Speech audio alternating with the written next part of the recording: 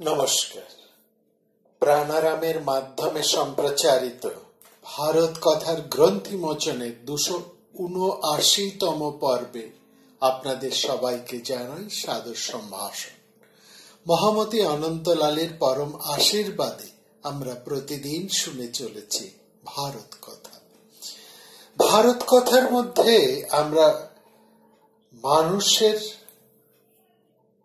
চরিত্রগুলোকে মহাকবি নানান ধরনের মানুষের, উন্নত মানুষ, হীন মানুষ, ভীরু মানুষ, মধ্যম মনের মানুষ, নানা ধরনের মানুষের চারিত্রিক বৈশিষ্ট্যগুলোকে বিশ্লেষণ করে আমাদেরকে দেখাচ্ছে। ঠিক আগে যে বলেছে মহাভারতের গুরুত্বটা সর্বকালেই এতটাই প্রাসঙ্গিক হয়ে থাকে, কারণ সেখানে মানুষের চরিত্রগুলোকে নিয়েই মহাকবি নানাভাবে উপস্থাপন করেছে। জয়দ্রথ গঙ্গাধরে মহাদেবের তপস্যা করে তার উদ্দেশ্যকে সফল করতে পারেননি। তার তপস্যা বড় কঠোর তপস্যা ছিল, কিন্তু তিনি অর্জুন ছাড়া 4 পাণ্ডব ভাইকে মাত্র একদিনের জন্য যুদ্ধে আটকাতে পারবেন, এতটুকু তিনি বর লাভ করেছেন। ফলত আমরা দেখলাম জয়দ্রথ বিষণ্ণ মনে, অতি বিষণ্ণ মনে বাড়ি ফিরেছেন। আর পাণ্ডবেরাও বিষণ্ণতা নিয়েই তারা তাদের আশ্রম কুঠিরে দিন যাপন করছেন। ইতিমধ্যে পাণ্ডবদের কাছে এসে উপস্থিত হয়েছেন মহর্ষি মার্কণ্ডেয়। তিনি মহর্ষি মার্কণ্ডেয়কে প্রশ্ন করলেন, আমার চেয়ে দুর্ভাগ্য আর কোন রাজার কপালে কখনো ঘটেছিল? অস্তি নূনং মায়া কশ্চিৎ অল্প ভাগ্যোত্তর নৃপঃ। আমরা তো এই বনবাসের দুঃখ ক্লেশ সহ্য করে চলেছি, বনবাসীদের মতন জীবন যাপন করে চলেছি, তাদের মতনই খাদ্য গ্রহণ করছি, ধ্বংস করছি বন্য প্রাণীদের, কিন্তু এত সত্ত্বেও এর মধ্যেও দেখুন কি ঘটে গেল। আমার সহধর্মচারিণী স্ত্রী দ্রৌপদীকে হরণ করে নিয়ে গেল জয়দ্রথ।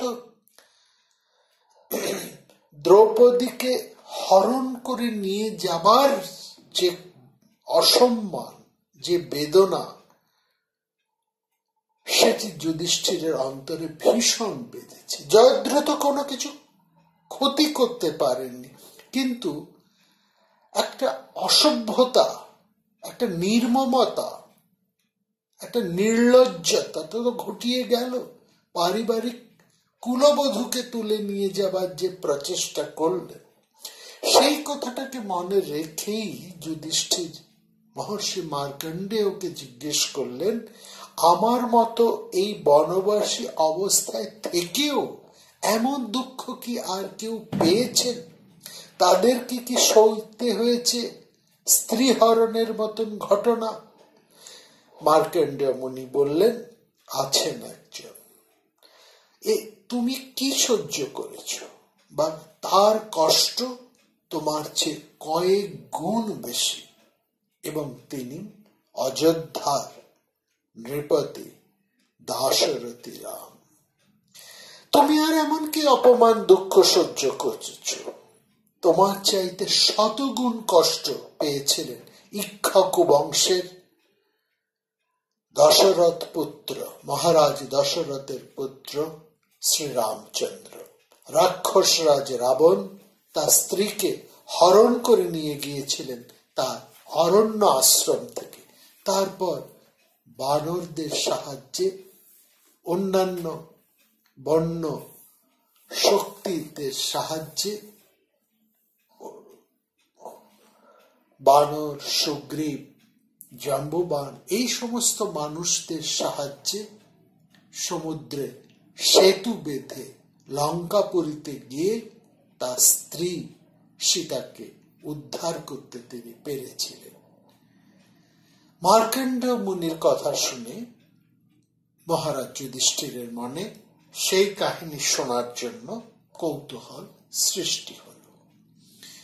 মহাভারতের মধ্যে যে রামায়ণের কাহিনী আছে সে কাহিনী আমরা বর্ণনা করতে যাব না। সে রামায়ণের কাহিনী আপনাদের সবার কম বেশি জানা, কিন্তু আমরা এখানে কয়েকটি কথা অবশ্যই বলবো এই প্রসঙ্গে। সেটা হলো এই যে মহাভারতের মধ্যে যে রামায়ণের কাহিনীটি আছে সেই কাহিনীটি কিন্তু রামায়ণের যে কাহিনী আমরা জানি, যা মহর্ষি বাল্মীকি লিখেছেন বা বলে গেছেন, সেই মহর্ষি বাল্মীকির পুরোপুরি কাহিনী কিন্তু মহাভারতের কাহিনী নয়। এই দুটি কাহিনী অর্থাৎ মহর্ষি বাল্মীকির রচিত রামোপাখ্যান এবং মহর্ষি বেদব্যাস বর্ণিত রামোপাখ্যান, এই দুটি কিন্তু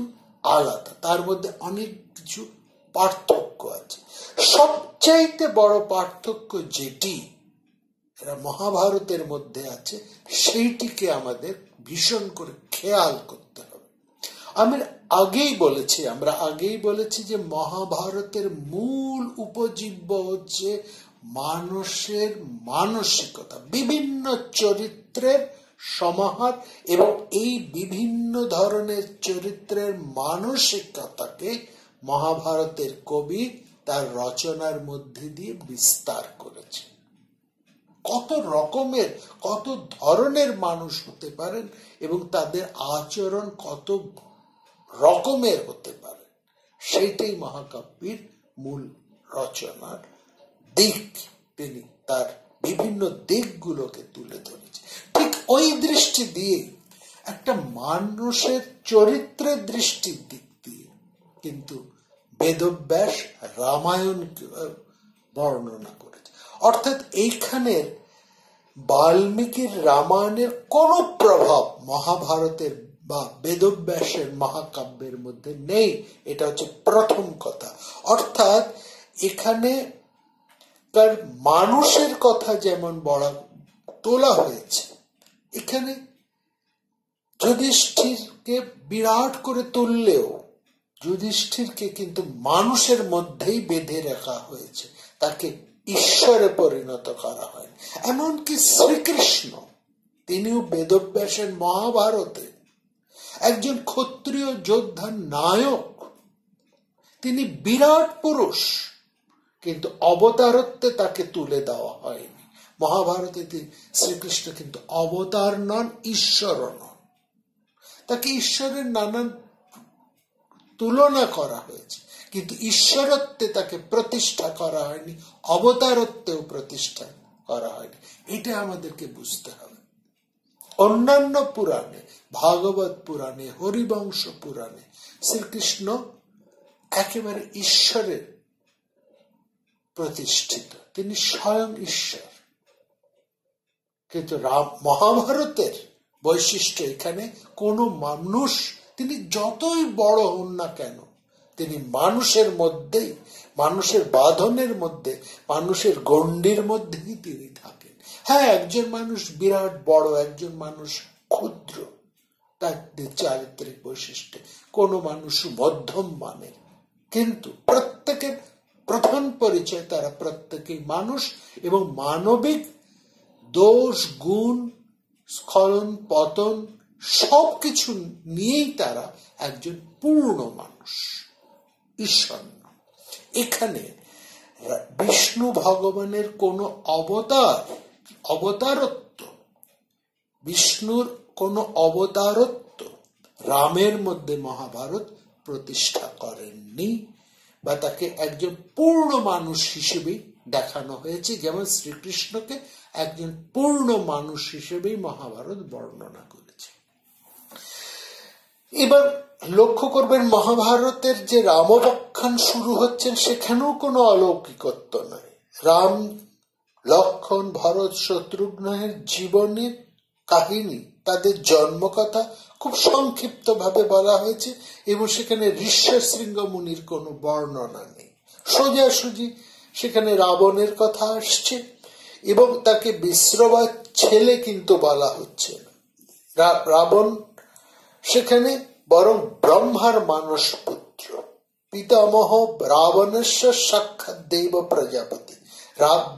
ব্রহ্মা, ভগবান ব্রহ্মা হচ্ছেন রাবণের পিতামহ, আর ব্রহ্মার মানস পুত্র পুলস্ত্যের পুত্র হলেন কুবের। কুবেরকে বলা হচ্ছে বৈশ্রবণ, কিন্তু তিনি, লক্ষ্য করতে হবে, কুবের কিন্তু বিশ্রবার পুত্র নয়। দ্বিতীয় কথা, রাবণের যে পরিচয়ে রাবণ, কুম্ভকর্ণ, বিভীষণ, শূর্পণখা রয়েছেন, মহাভারতে তারা পরিচয়গুলো কিন্তু আলাদা। তারা কেউ সহোদর ভাই নয়, তারা সব বৈমাত্রেয় ভাই, এবং এক একজন এক এক দিনের মা আলাদা। অর্থাৎ শূর্পণখা রাবণের সহোদরা ভগ্নী হয়েছেন রামায়ণে, মহাভারতে কিন্তু বৈমাত্রেয়া। আরেকটা হচ্ছে রামায়ণের উত্তরকাণ্ডে, মূল রামায়ণের উত্তরকাণ্ডে সীতার চরিত্র সংশয়ের কথা শুনে শ্রীরামচন্দ্র যেভাবে সীতাকে ত্যাগ করেছিলেন সেটা কিন্তু মহাভারতে নেই। মহাভারতে আছে রাবণ বধের পর বন্দিনী সীতাকে মুক্ত হয়ে, রাবণ বধের পর বন্দিনী সীতা যখন মুক্ত হলেন এবং মুক্ত হয়ে তিনি যখন রামের সামনে উপস্থিত আসেন, সেখানে খানিকটা কথাবার্তা আছে, কিন্তু দেবতাদের সাক্ষ্য এবং পরলোকগত অর্থাৎ প্রয়াত পিতা দশরথের আগ্রহে সীতার সঙ্গে রামের পুনর্মিলন ঘটে যায়। সেখানে ওই আমাদের উত্তরাকাণ্ডের দীর্ঘ বিবরণ এসব কিন্তু মহাভারতে নেই। আসলে মহাভারতের রামোপাখ্যান কোনো অপ্রাসঙ্গিক বিষয় নয়। পঞ্চপাণ্ডবের পত্নী দ্রৌপদীকে হরণ করে গেছিলেন জয়দ্রথ।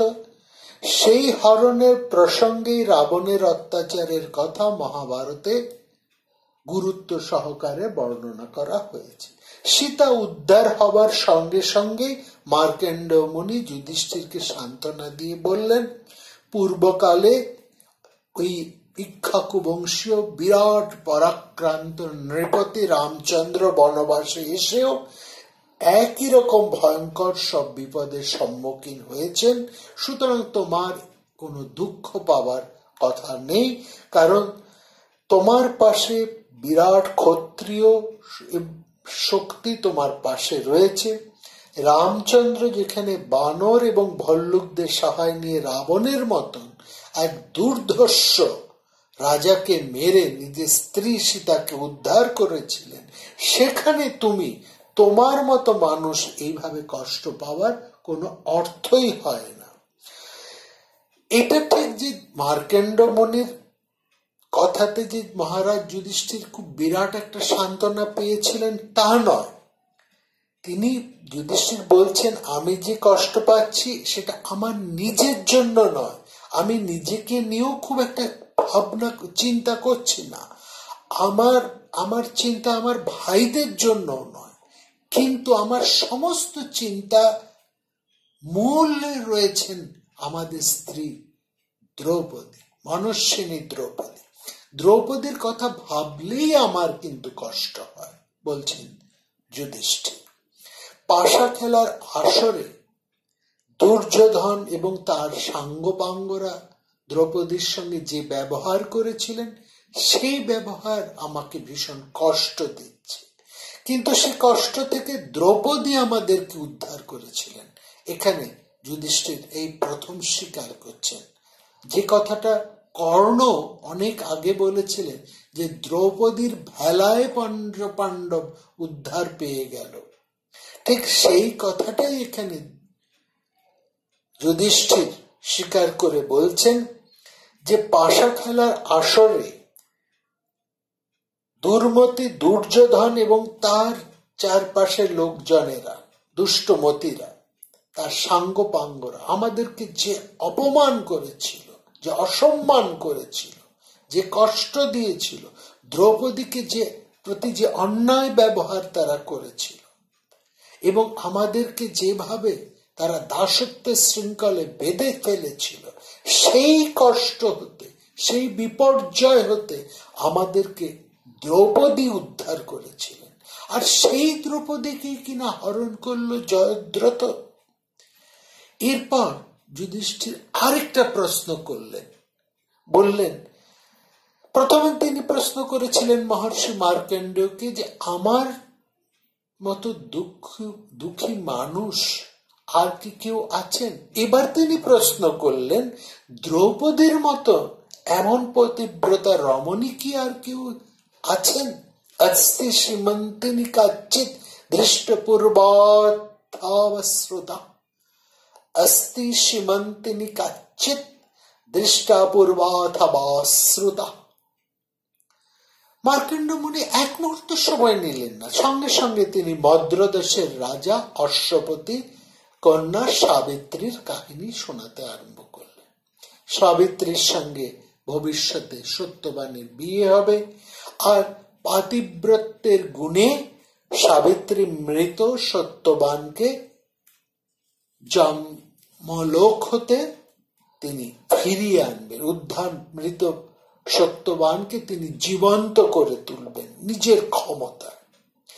এই বহুশ্রুত পাতিব্রত্যের কাহিনীটিও আমরা কিন্তু আপনাদের কাছে এই মুহূর্তে শোনাবো না, সেটাও আপনারা জানেন, এর আগেও আমরা কোথাও তা আলোচনা করেছি। কিন্তু যে জিনিসটাকে আমাদের এখানে বলতে হবে, যে জিনিসটাকে আমাদের বুঝতে হবে, এই যে দুটো কাহিনী পরপর বলা হলো, রামক্ষণ এবং তারপরে সাবিত্রীর কাহিনী, রামের কথা, রামায়ণের কথা এবং সাবিত্রীর কথা, এই যে দুটো কথা, দুটো কাহিনী এখানে পরপর বলা হচ্ছে, এই দুটো কাহিনীর বলার পেছনে মহাভারতকারের একটা বিরাট উদ্দেশ্য আছে, একটা বিশেষ উদ্দেশ্য আছে। সেই উদ্দেশ্যটাকে আমাদের বুঝতে হবে।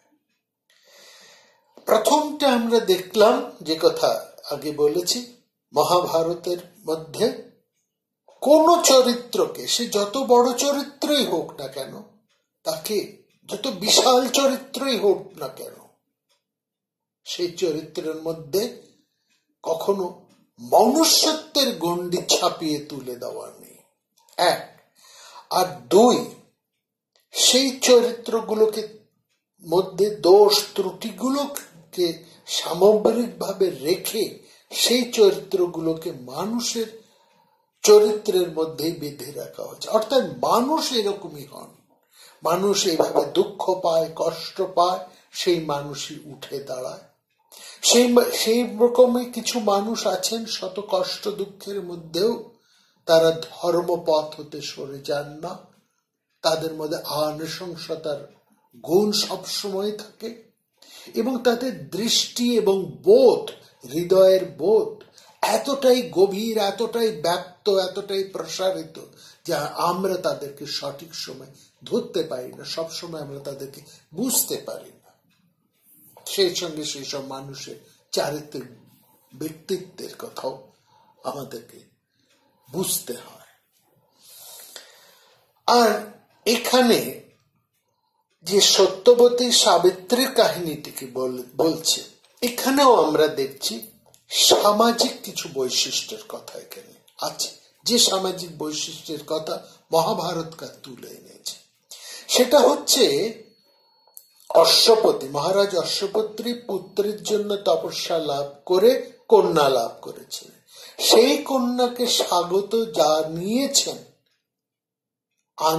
সমগ্র অন্তর দিয়ে তিনি সাবিত্রী দিয়েছেন। কন্যার জন্ম হলেও তার জাতকর্ম সমস্ত কিছু তিনি করেছেন একটি ছেলের মতন করে। অর্থাৎ কন্যাকে কন্যার রূপে দেখা হয়নি, কন্যা জন্মেছেন বলে তার যদি পুত্র হতো তাহলে সেই পুত্রকে তিনি যে যে জাতকর্ম করাতেন, একই রকম সমস্ত কর্তব্য কর্ম মহারাজ অশ্বপতি করেছিলেন সাবিত্রীর বেলা। অর্থাৎ কন্যার জন্ম হলেও তার জাতক কর্ম ব্রাহ্মণ্য ক্রিয়া সবই সম্পন্ন করেছিলেন মহারাজ অশ্বপতি। সেই কন্যা যৌবন বয়সে অসামান্য সুন্দরী হয়ে উঠলেও সেই কন্যার তেজস্বিতা, সেই কন্যার শিক্ষা, সেই কন্যার ব্যক্তিত্ব এতটাই ছিল যে পুরুষেরা তাকে ভয় পেত, তাকে সহজে কেউ বিয়ে করতে চান। না কশ্চিৎ বারায়ামাস তেজসা প্রতিবাদিত, এই কথাটি মহাভারত বলেছে। অর্থাৎ সেই কন্যা ব্যক্তিত্ব, মর্যাদা, চারিত্রিক বল এতটাই ছিল যে পুরুষেরা তাকে যাচনা করতে ভয় পেত। অর্থাৎ কোন পুরুষই তাকে বিবাহের প্রস্তাব দেননি। তো যাই হোক, সেই ক্ষেত্রে পিতা তাকে বললেন, মহারাজ অশ্বপতি তার কন্যাকে বললেন, একটা নির্দিষ্ট সময়ের মধ্যে যদি আমি তোমাকে বিয়ে না দিতে পারি সেই সময়কার সামাজিক ব্যবস্থা অনুসারে, তাহলে সেই মেয়ে কোন একটা নির্দিষ্ট সময়ের মধ্যে যদি পিতা তার কন্যাকে পাত্রস্থ করতে না পারেন, সেই সময়কার সামাজিক আইন অনুসারে, বিধি অনুসারে, ধর্মশাস্ত্র অনুসারে যদি একটা নির্দিষ্ট সময়ের মধ্যে পিতা তার কন্যাকে পাত্রস্থ করতে না পারেন, তাহলে সেই কন্যা নিজেই নিজের পাত্র অন্বেষণ করে নিতে পারেন, নির্বাচন করে নিতে পারেন। স্বামিত্রী নিজের পাত্র নিজেই নির্বাচন করেছিলেন এবং নানা জায়গায় ঘুরে। সে পাত্রের অনেক গুণ থাকা সত্ত্বেও একটা সেই পাত্রের খুঁত ছিল, জন্মকালীন যে একটা তার ভবিষ্যতের একটা এমন ইঙ্গিত ছিল যে সেই পাত্রের বিয়ে হলে 1 বছরের মধ্যেই সে মারা যাবে। অশ্বপতি সেটা জেনে তার মেয়েকে বললেন, তুমি ভালো করে ভেবে দেখো, একে বিয়ে করলে 1 বছরের মধ্যে এ মারা যাবে, তুমি বরং একে ছেড়ে অন্য কাউকে পতিত্বে বরণ করো।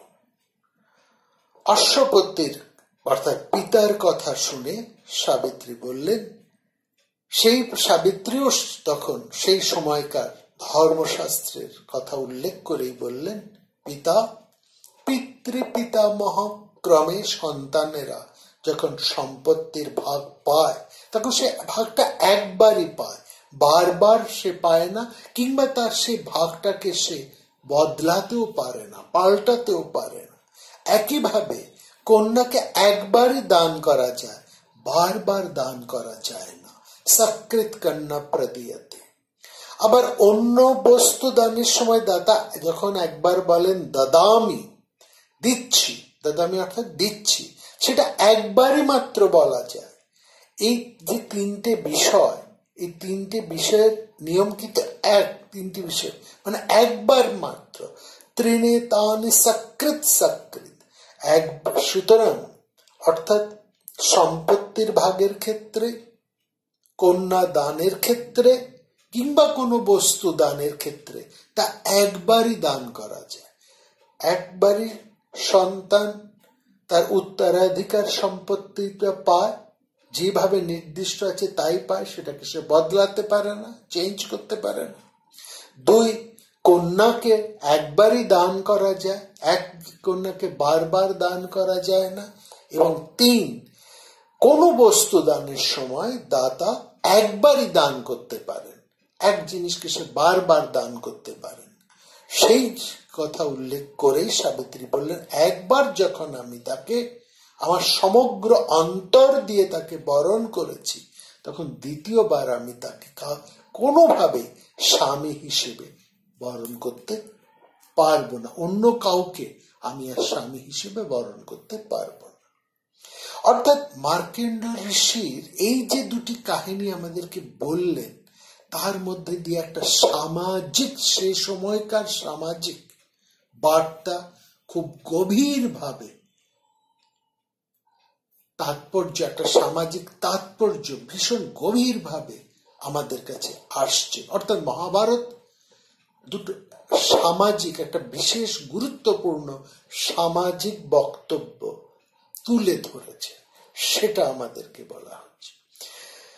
প্রথম কথাটা রামাক্ষরে, রামের যে উপাখ্যান তার মধ্যে নেই, সেটাকেও আমাদেরকে বুঝতে হবে। রাম, যেটা মহাভারত আসলে রাম উপাখ্যান দিয়ে বলতে চেয়েছেন। এবং দ্বিতীয়টি যা সাবিত্রী সত্যবানের কাহিনীর মধ্যে দিয়ে বলতে চাইছেন, সেটিকেও আমাদেরকে গভীরভাবে বুঝতে হবে। কি সেই সামাজিক বৈশিষ্ট্য, কি সেই সামাজিক গুরুত্বটা, কোন অবস্থানের কথাটা মহাভারত আমাদেরকে তুলতে চাইছে, বলতে চাইছে, আসল সত্যটা কি, সেইটা কিন্তু আমাদেরকে এই দুটো কাহিনী থেকে বিশ্লেষণ করে বুঝে তুলতে হবে। এই যে বিরাট রামের উপাখ্যান বা বিরাট শক্তি সাবিত্রীর কথা, সাবিত্রী সত্যবানের কথা, এই দীর্ঘ কাহিনী বলার, হঠাৎ করে এই বনপর্বের মাঝখানে এই দুটো কাহিনী বলার তাৎপর্য কি শুধু এইটাই বোঝানো যে যুধিষ্ঠিরের থেকে অনেক বেশি কষ্ট পেয়েছিলেন রাম, কিংবা দ্রৌপদীর চেয়েও অনেক বড় সতী সাবিত্রী ছিলেন সাবিত্রী, এইটুকু কি শুধু? না, এইটা আসল কথা। এর পেছনে যে যুক্তিটি আছে সেইটি হচ্ছে মহাভারতকার মহাকবি এই কাহিনী দুটো বিস্তারের মূল উদ্দেশ্য। সেই উদ্দেশ্যের কথাই আমরা শুনব আগামী পর্বে।